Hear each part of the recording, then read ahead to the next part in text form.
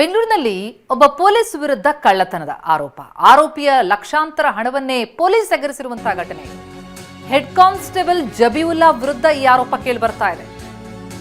Cyber ಪ್ರಕರಣದ ಆರೋಪಿಯನ್ನ arrest ಮಾಡೋ ವೇಳೆ ಪೊಲೀಸರೇ ಹಣ ಕಳ್ಳತನ ಮಾಡಿರುವಂತಹ ಪ್ರಕರಣ ಇದು. ಸಿಸಿಬಿ ಸೈಬರ್ ಪೊಲೀಸರಿಂದ ಬಂಧನಕ್ಕೊಳಗಾಗಿದ್ದ ಓರ್ವ ಆರೋಪಿ ಆ ವೇಳೆ ಕಾರ್ನಲ್ಲಿ ಬ್ಯಾಗ್ನಲ್ಲಿ 11 ಲಕ್ಷ ರೂಪಾಯಿ ಇಟ್ಟಿದ್ದ ಈ ಆರೋಪಿ. ಕಾರ್ನಲ್ಲಿದ್ದಂತಹ ಹಣ ಇದ್ದಂತಹ ಬ್ಯಾಗ್ ಅನ್ನ ಹೆಡ್ ಕಾನ್ಸ್ಟೇಬಲ್ ಕದ್ದಿರೋದು. ಜೈಲಿನಿಂದ ಆರೋಪಿ ಹೊರಬಂದಾಗ ಈ ಘಟನೆ ಬೆಳಕಿಗೆ ಬಂದಿದೆ. ಆರೋಪಿಯನ್ನ ಅರೆಸ್ಟ್ ಮಾಡಿದಂತಹ ಪೊಲೀಸೇ ಕಳ್ಳತನ ಮಾಡಿರುವಂತಹ ಘಟನೆ. ಆರೋಪಿ ಬಳಿ ಇದ್ದಂತಹ ಲಕ್ಷಾಂತರ ಹಣವನ್ನ ಪೊಲೀಸರೇ ಎಗರಿಸಿರುವಂತಹ ಘಟನೆ. ಹೆಡ್ ಕಾನ್ಸ್ಟೇಬಲ್ ಜಬೀವುಲ್ಲಾ ವಿರುದ್ಧ ಇಂಥದೊಂದು ಆರೋಪ ಕೇಳಿ ಬರ್ತಾ ಇದೆ. ಹಣದ ಬ್ಯಾಗ್ ಜಬೀವುಲ್ಲಾ ತೆಗೆದುಕೊಂಡು ಹೋಗಿದ್ದು ಬೆಳಕಿಗೆ ಬರುತ್ತೆ. ಆತ ಪೊಲೀಸರನ್ನ ಪ್ರಶ್ನೆ ಮಾಡಿದಾಗ ಜಬೀವುಲ್ಲಾ ಮನೆಯನ್ನ ಸರ್ಚ್ ಮಾಡ್ತಾರೆ ಸೈಬರ್ ಪೊಲೀಸರು. ಆ ವೇಳೆ ಮನೆ ಬಳಿ ಹೈಡ್ರಾಮಾ ಮಾಡ್ತಾನೆ ಜಬೀವುಲ್ಲಾ.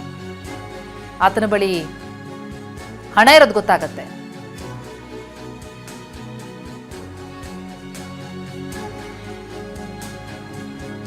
ಬೆಡ್ ಕೆಳಗೆ ಹಣವನ್ನ ಜೋಡಿಸಿಟ್ಟಿದ್ದ ಈ ಹೆಡ್ ಕಾನ್ಸ್ಟೇಬಲ್. ಆರೋಪಿ ಬಳಿ ಇದ್ದಂತಹ ಹಣವನ್ನೇನು ಕದ್ದಿದ್ದ ಅದನ್ನ ಬೆಡ್ ಕೆಳಗೆ ಜೋಡಿಸಿಟ್ಟಿದ್ದ. ಆ ಕದ್ದ ಹಣದಲ್ಲಿ ಪತ್ನಿಗೆ ಒಡವೆ ಕೊಡಿಸಿದ್ದ ಈ ಹೆಡ್ ಕಾನ್ಸ್ಟೇಬಲ್. ಸದ್ಯ 2 ಲಕ್ಷ ಹಣವನ್ನ ವಾಪಸ್ ಕೊಟ್ಟಿದ್ದಾರೆ ಜಬೀವುಲ್ಲಾ.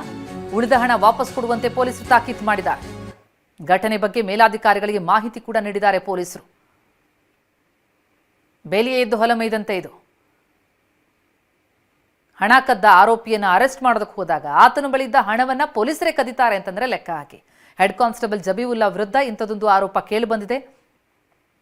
ಆರೋಪಿಯಿಂದ ಕದ್ದಂತ ಹಣವನ್ನ ಈ ಹೆಡ್ ಕಾನ್ಸ್ಟೇಬಲ್ ತನ್ನ ಮನೆಯಲ್ಲಿ ಬೆಡ್ ಕೆಳಗೆ ಅಡಗಿಸಿಟ್ಟಿದ್ದ.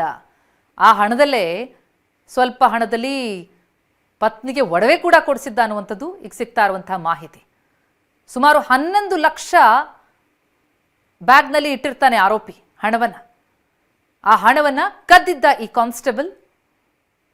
ಈಗ ಅದರಲ್ಲಿ 1 ಲಕ್ಷ ವಾಪಸ್ ಸಿಕ್ಕಿದೆ ಅಷ್ಟೇ.